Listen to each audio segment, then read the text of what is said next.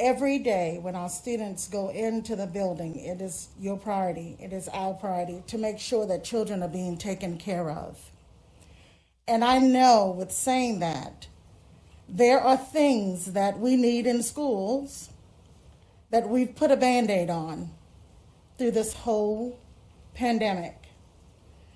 And I can't help but be just a little bit jealous of our neighbors to the north. We don't like to compare ourselves to Stafford, but I have a comparison. Friends who work there, they gave a $1,000 bonus beginning of December, but they also paid 75% of every staff member's insurance, 75%, from November to next June. And I think our staff out there would appreciate just the fact that they are putting their lives on the line each and every day, not knowing what could happen and when it could happen. I also would like to say that I think I don't want us to always get into the weeds, because I think you all get into the weeds as far as the school board is concerned. That's when you take things down to the very detail of what you're doing. I know that we had approved a budget for the county, and I like the fact that we're giving a raise to county's employees, and we are giving a raise to all of our first responders county employees. But your teachers are county employees as well. Yes, they work for the school board, but they are tax-paying citizens. And I can't help but think that they feel a little bit slighted, that maybe they're not as important, or people who work in schools are not valued the same.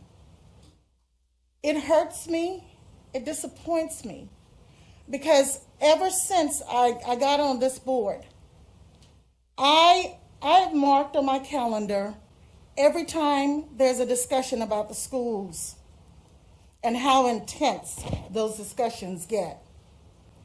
And then I also mark what other things we discuss and how fluid some of the discussions are, and how it's just okay. We are stewards of this county to take care of every facet of the county, not just one and not the others. And so I do believe that I would like to make a recommendation at the end of my speech that we approve the carryover funds, every single penny. And I believe, and I want to say this to the teachers out there, I have firsthand knowledge of seeing how you work. I have firsthand knowledge of seeing how you instruct the kids in front of you in the classroom, but you also do not leave the ones online behind. I see that you set up opportunities to meet with parents every week.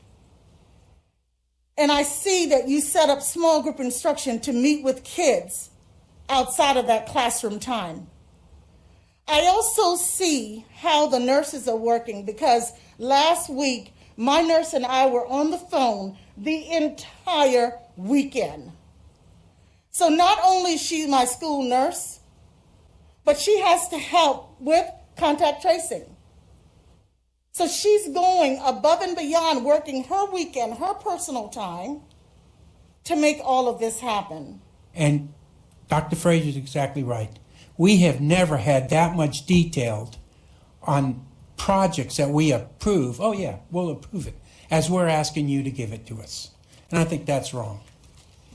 You are elected by the people to do your job. You have the same accountability that I have, any of these board members have. You know, and if you are not accountable, then it's going to be your constituents that want you out of that. And it's not our position to tell you how to run the school. You have responsibilities, we have responsibilities, and really, The only thing is accountability that we both have to have. And I truly believe that that school board out there, I mean, it's not even close to giving you what we need. And I know when I was on the school board many years ago, we never got what we needed because people didn't believe us. There was fluff. I think there's people still out there today that believe there's fluff in your thing, and I know it isn't.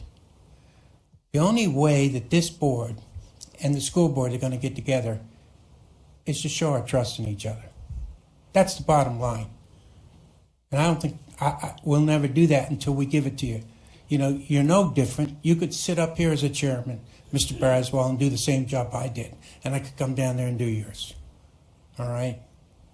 And Dr. Baker, I've been Dr. Hill and other superintendents, and I know you've got the students as your number one priority.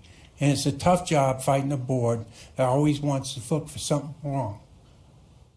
How many times there's only one person up here that really says how good you do things, Dr. Frazier, and every once in a while I'll mention it too. I mean, that's what we need to build if we want a good relationship and trust. It's got to start right here. It's your money, and I would certainly recommend that motion that we approve all carryover money back to schools.